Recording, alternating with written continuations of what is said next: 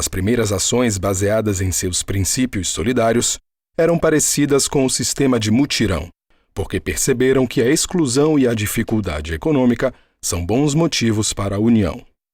Também não achavam justa a maneira como o dinheiro ficava concentrado mais nas mãos de uns do que de outros. Então, essas pessoas que queriam encontrar uma forma mais justa de distribuir o dinheiro se organizaram em cooperativas. Portanto, pode-se dizer que o cooperativismo abriu portas para o que hoje conhecemos por economia solidária. Nós trabalhamos com uma visão de que a economia solidária representa uma outra economia, no sentido em que é um modo de se organizar para produzir e distribuir renda com base numa lógica que extrapola o caráter economicista, mercantilista, utilitário da prática, vamos chamar assim, capitalista. A economia solidária sugere um tipo de economia voltada fundamentalmente para as necessidades das pessoas. É uma economia que não se define como um fim em si mesmo, é um tipo de economia que se define como um meio para a realização de outras necessidades sociais, políticas, ambientais, culturais, de populações num determinado território. É um tipo de economia que tem forte vínculo com o processo de organização popular, em especial num país como o nosso, por isso a expressão economia popular e solidária, muito embora a economia solidária não tenha vínculo de classe social. É uma outra economia, outro modo de se organizar para produzir, e a ideia de classe social não faz sentido. Princípios da economia solidária. Autogestão. Este é o nome que se dá à não divisão de tarefas entre quem pensa e quem faz, ou seja, quem planeja e quem executa. Na autogestão, todos têm a mesma importância para o empreendimento e os mesmos direitos e deveres para com ele, pois todos possuem iguais direitos de voz e voto. Resumidamente, a autogestão é uma forma de organização onde não há hierarquia entre os seus membros, o que não impede que haja divisão de tarefas e organização. Cooperação. Na economia solidária, esta palavra é mais do que somente um sentimento de caridade onde devemos ajudar os outros sem querer nada em troca. Ela é, acima de tudo, uma lógica maneira de pensar e agir, onde a solidariedade é considerada necessária para o bem-estar da sociedade. A cooperação é uma relação de ajuda entre os indivíduos e ou entidades, no sentido de alcançar objetivos comuns, utilizando métodos mais ou menos consensuais, tanto dentro dos grupos como fora deles, o que possibilita a criação de redes de economia solidária. Como é que se faz isso? Estimulando a constituição de redes locais. Quem participa das redes locais? Um certo número de empreendimentos, não apenas cooperativas populares, associações, por exemplo, associações comunitárias, associações culturais, infocentros, centros digitais de cidadania, as próprias cooperativas populares. Viabilidade econômica. O econômico é muito mais do que apenas a questão financeira. A viabilidade compreende o fato do grupo de economia solidária conseguir retirar sobras financeiras dignas, como sua relevância no seu contexto social e local. Ambiente multidimensional. A economia solidária não se limita apenas ao seu aspecto econômico. Ela atua em todo o ambiente que nos cerca, promovendo a valorização da cultura e saber local, onde devemos preservar nossas raízes e origens antes de tudo. Fomenta novas relações sociais, principalmente com a defesa da igualdade entre gêneros e etnias, e através da sustentação de novas relações entre as pessoas. Como a ostreicultura pode ser solidária? As principais contribuições da economia solidária para a nossa vida são as alternativas de organização produtiva, de consumo e trocas que traz consigo.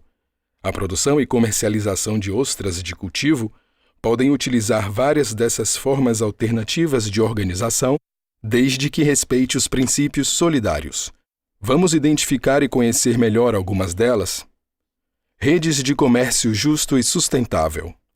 É um movimento social em rede, onde pessoas ligadas entre si praticam uma modalidade de comércio que busca, nas diversas cadeias produtivas de bens, os seguintes elementos: preços justos, justiça social, preservação do meio ambiente e da cultura local. As cadeias produtivas que levam em conta estes elementos encontram maior facilidade para vender seus produtos para pessoas que estão cada vez mais atentas ao consumo consciente. Cooperativismo. Talvez esta seja a alternativa solidária mais conhecida, tanto por seu surgimento histórico e marcante, quanto por sua formalidade jurídica. É uma associação voluntária de no mínimo 20 pessoas, sem fins lucrativos, mas criada para fins econômicos. Os seus participantes exercem uma mesma atividade para realizar um objetivo comum, porém, podem desenvolver trabalhos diferenciados na produção. Mas é importante destacar que todos devem saber fazer tudo, e o que garante que isso ocorra é o sistema de revezamento no cumprimento das atividades.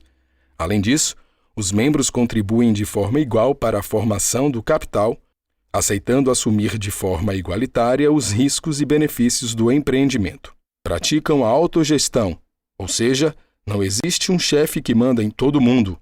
Todos tomam as decisões juntos e repartem entre si o dinheiro que ganham através de seus trabalhos e dividem também as responsabilidades por suas decisões e ações. A cooperativa é o exemplo clássico de empresa solidária. Banco de sementes.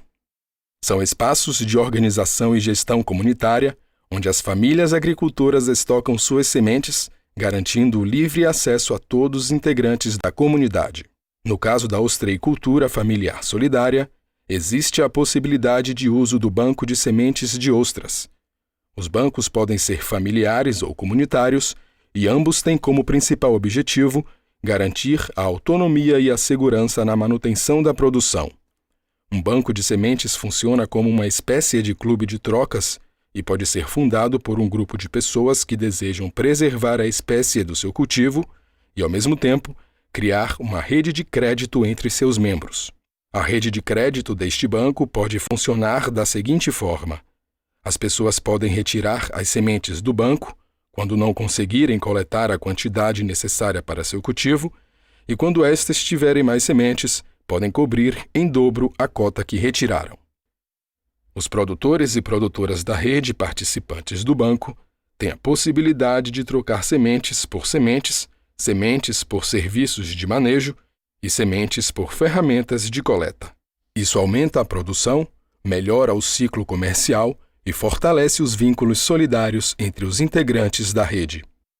Por exemplo, uma família ou um produtor associado toma emprestado certa quantidade de sementes de outro produtor porque o local de seu cultivo não está tão produtivo naquela época do ano, e recebe em troca coletores artesanais feitos de garrafa PET.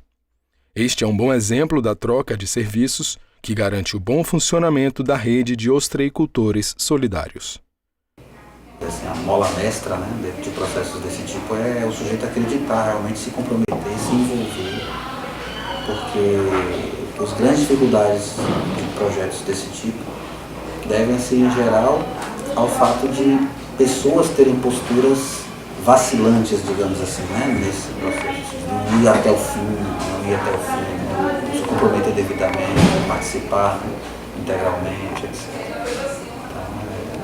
Afinal de contas, é um processos desse tipo de economia são processos muito livres, né, onde há muita liberdade de escolha dos sujeitos, onde há muita discussão sobre o que se quer, o que se pretende.